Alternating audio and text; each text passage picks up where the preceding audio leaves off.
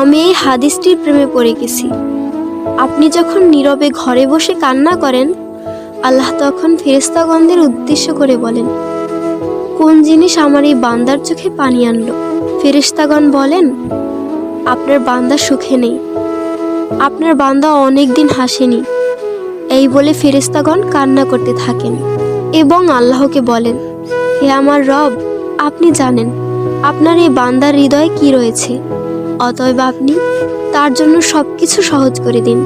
আল্লাহ বলেন, আমার এই বান্দা এমন কিছু জীবন থেকে হারিয়ে ফেলেছে যা সে অধিক ভালোবেসেছিল। অতএব আল্লাহ বলেন, আমি শপথ করছি, আমার বান্দা তার জীবন থেকে যা হারিয়েছে এর চেয়ে উত্তম জিনিস তাকে এনে দেব, যা দেখে দুনিয়া ও আখিরাতের সবাই বিস্মিত হবে। আলহামদুলিল্লাহ।